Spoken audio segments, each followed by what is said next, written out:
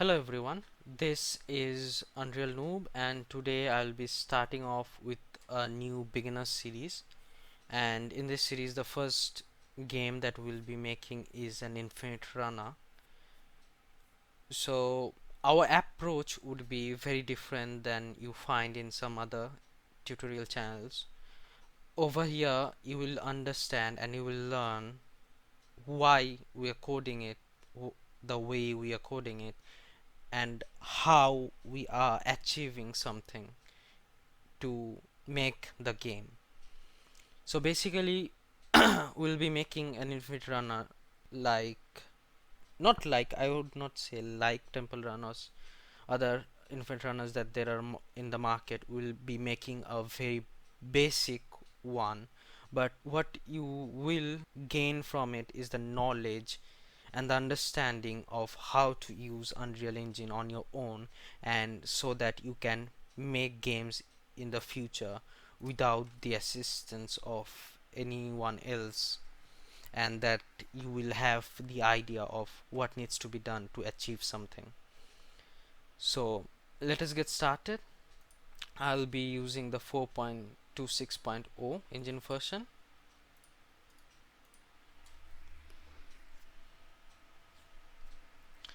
and we'll click on games. Next we'll use the third person template. We'll use the mobile/tablet one, and let's call this one as Infinite Runner v1. And once it gets loaded, let us make our basic folders. I'll call it the runner folder, and over there I will put the third person character. I will put that inside another folder, call it player, and move here and call it and rename it to bp underscore player. BP stands for blueprints, and we also want to make a new level, the default one. Don't save, and delete this flow tile from them. So we don't want to place floors within this world. We want to spawn the floors one after the other as the player moves on forward. So to do that, let us make another folder, call it actors. Sorry about that.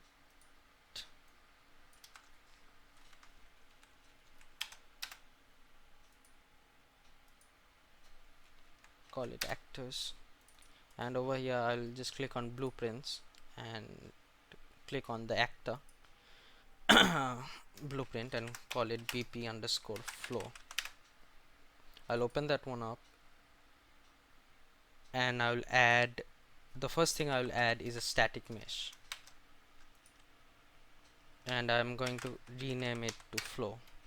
And in the static mesh on the right hand side, you want to just add in the floor 400 into 400, but this 400 and to 400 would be smaller for us, for the player to be standing on to move right to left. I'll move it to location 0, 0, 0,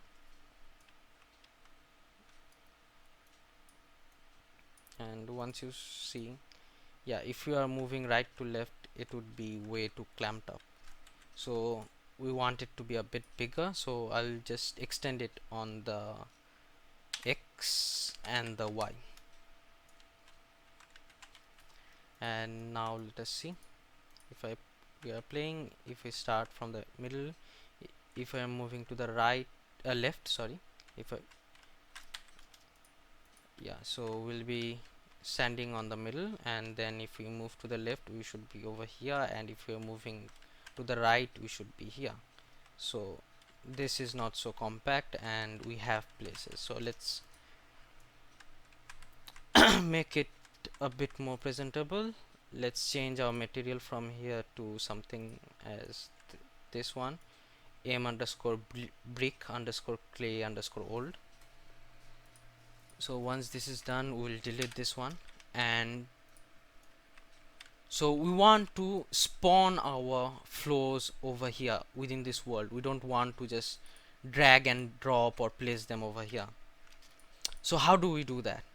For that, what we need is a game mode base. So what is a game mode base? This game mode base is basically where the rules of the games are set. So where during the spawn or during the starting of the game, how many waves would be there, how many tiles would be spawning, what is the location and the rotation of the floor that's spawning, or where the player, on which floor the player is spawning on. Those kind of rules or logic are set within the game mode base. Also, we did not save the map, so inside the runner folder I'll create another folder, call it maps, and inside it I'm going to just call it infinite map. So once that's done and save, let us go back to bpflow, and over here we'll be adding two more things. The first thing would be an arrow component, and the other one would be a box collision. Now let's move this one to 400 up tops, nope, 800 up tops, and the box collision is over there. And you can scale with the yeah, you can scale if you press the E button, sorry, not the E button,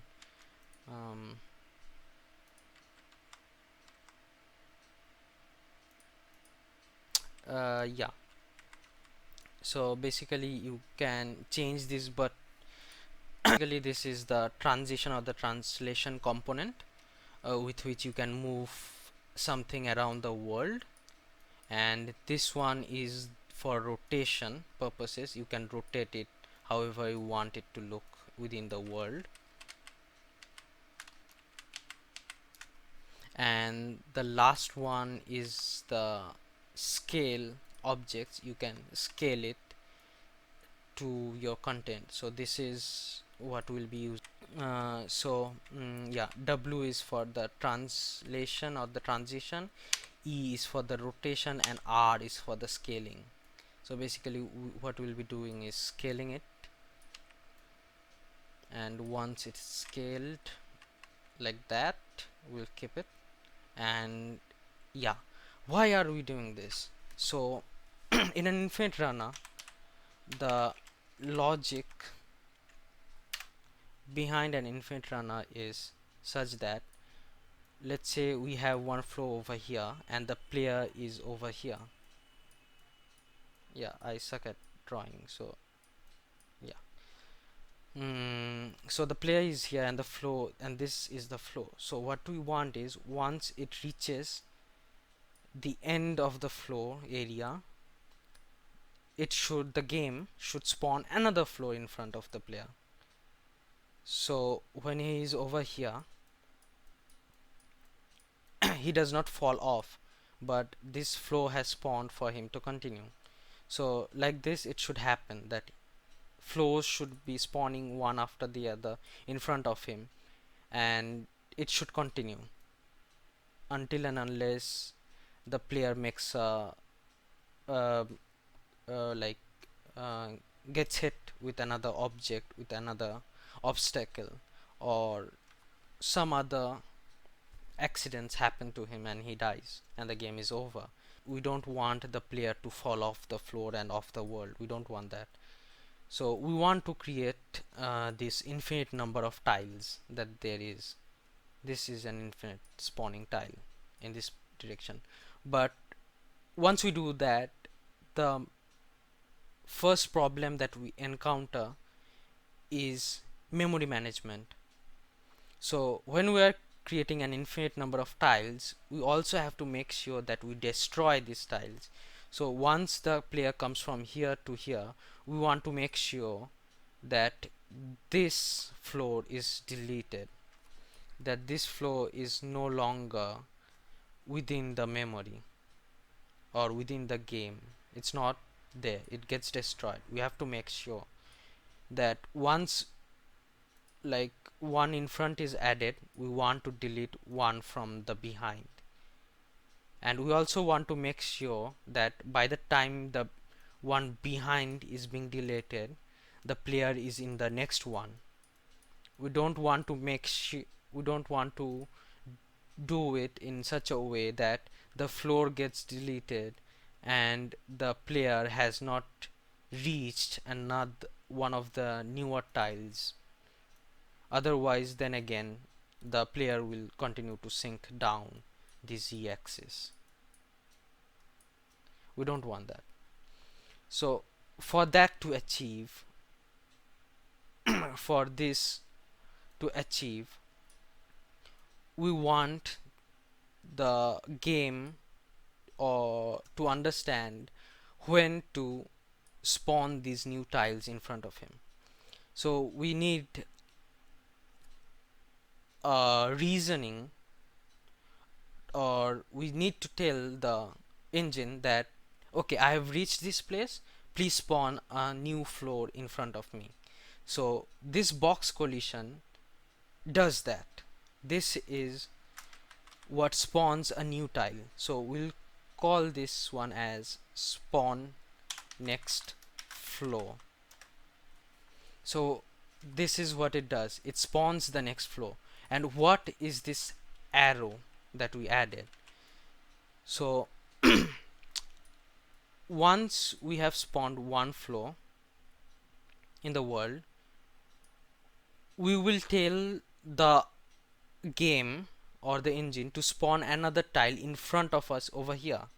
But how will the engine understand that we have to spawn it over here only and not over here, or let's say over here or in behind it? How do we say that please we don't want it over here or over here or over here or over here, we just want it over here? How do we tell that to the engine? So that's why we keep this arrow in front of yeah, we just keep this arrow in front of where where this floor is ending, so that it just spawns by this thread, by this end point or the tail of this arrow. So we just want to spawn the next floor by the tail of this floor, so they do not overlap and they spawn in front of it without any issues. So let's check, let's spawn our very first flow within this world. So we open up the BP game mode, and in event begin play, we delete the event tick. Actually we don't need that, and we'll create a function first and call it add floor. And once this is done, what we want to do is spawn actor from class. It would be the BP flow. The spawn transform will just make it a variable, call it spawn transform. What it does, what it saves is the location, the rotation and the scale. For the first one, the location and the rotation should be at 0 0 0, at the perfect at the center of the world. And the collision handle override, we should do a always spawn ignore collisions. And once that is done, from the spawn actor BP flow we get the arrow, and once we get the arrow, we want to get the world transform of that one and set this transform as the next transform for the next flow that will attach. So basically we made the logic for this, that once I have come to this place, once I am at the very end of it, please spawn another floor in front of me. So this spawn location is defined from this place. So the next floor that spawns into the world, the arrow that we get, this arrow now becomes our spawn transform. The location of that arrow becomes the next transform, and also the transform stores the location, rotation, and the scale. So let's see. At the event begin play, we do a for loop, and if we are starting the first index from 0, then if we type in 4, 0 to 4 is actually 5 indices. So it will store, if I do an add flow, it will spawn 5 of these in front of me within the world. And also over here we want to come to the world settings and choose the BP game mode, and the game, yeah. So once it starts with this, and the pawn should be our BP player. So as you can see, this is where it spawns 5 of these floors, one after the other.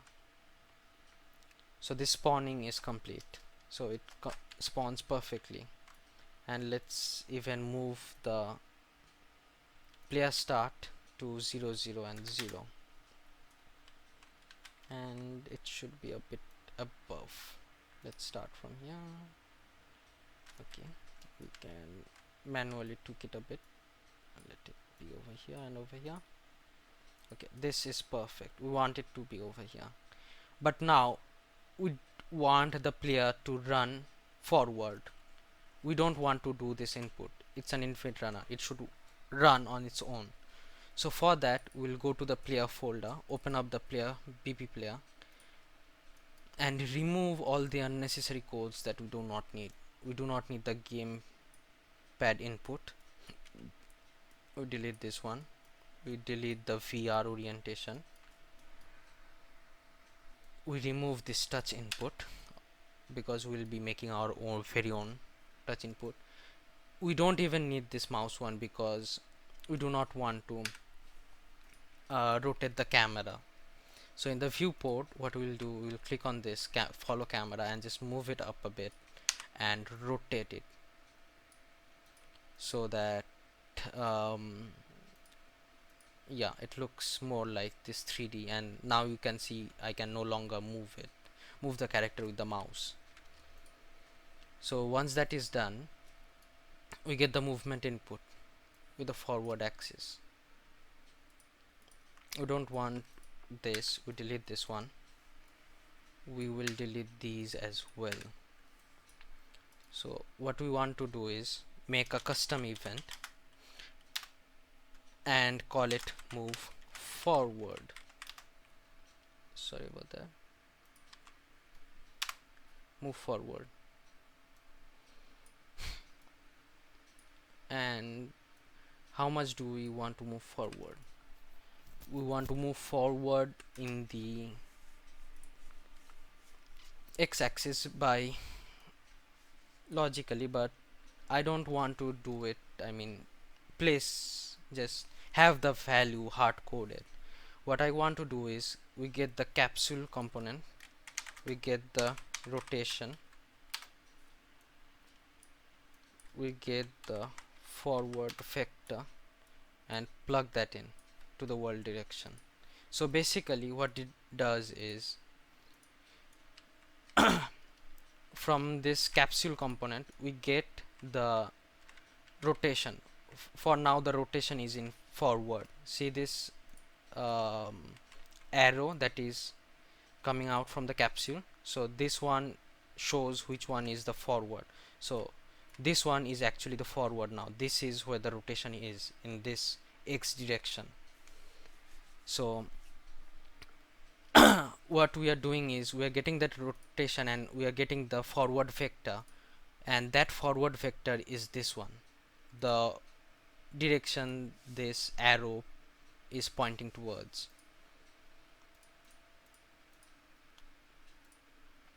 So it should, it will, not should, it will add uh, just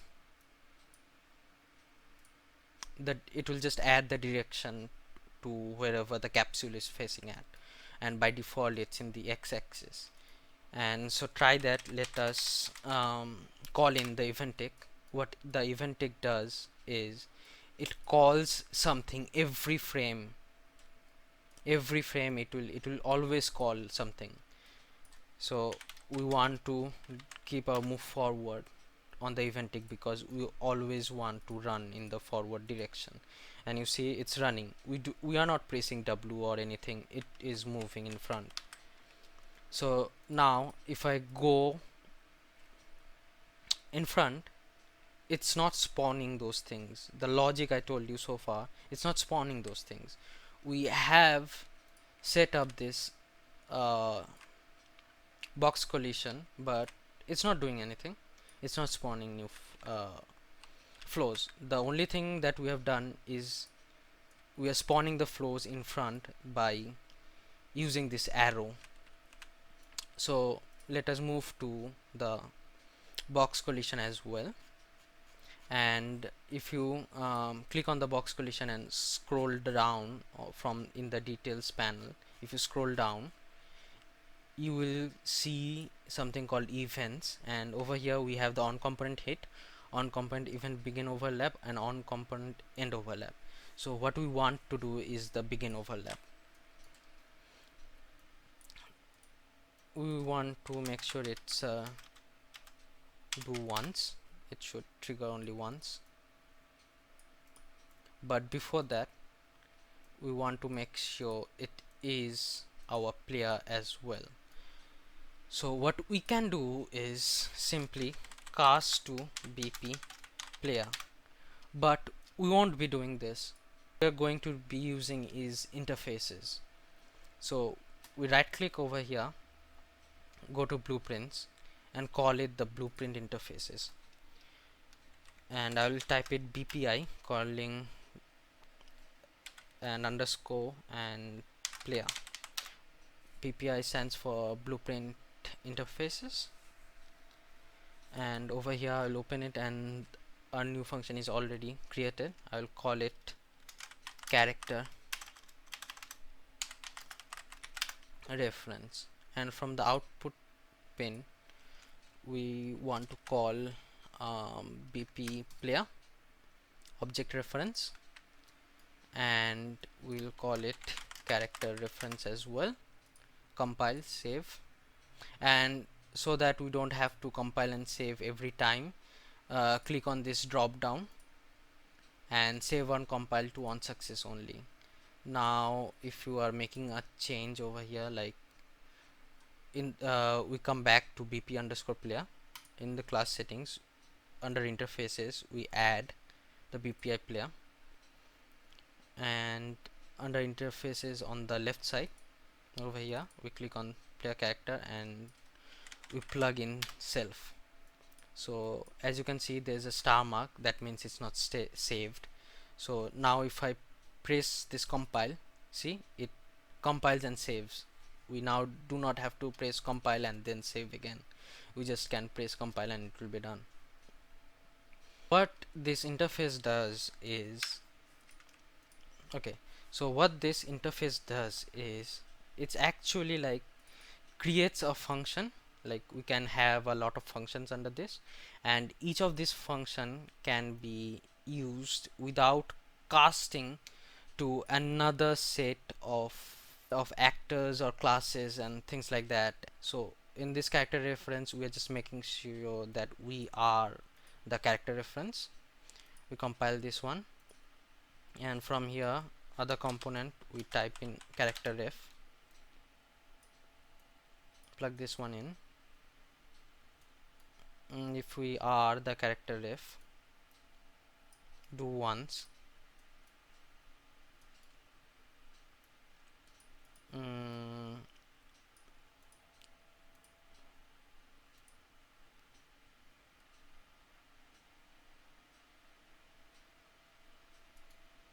we'll create another interface.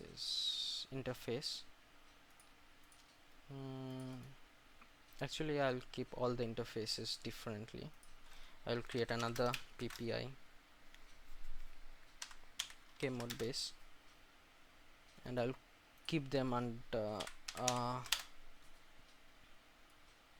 different folder.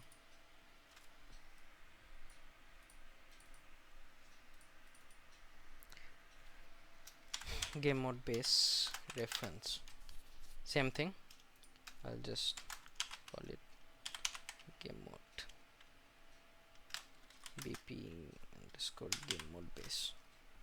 Object reference, game mode base reference. That's it. And over here I'll go to class settings as well, add interfaces and bpi game mode base, and plug in self again. And in the we come back to the bp floor again, and after the do once,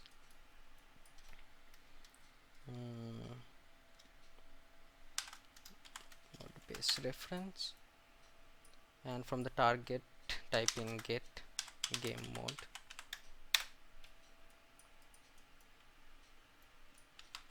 What we want to do is add the flow, and after adding a flow, what we want to do is we want to add a delay of, let's say, 5 seconds, and we want to destroy ourselves.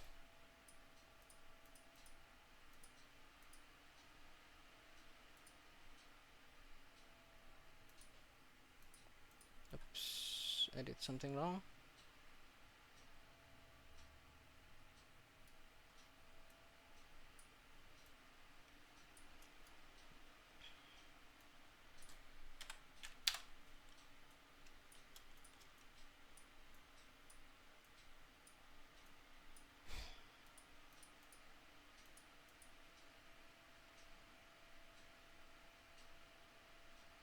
Yeah, now you can see, like, we are adding floors after floors, and behind, a floor after floor is being destroyed.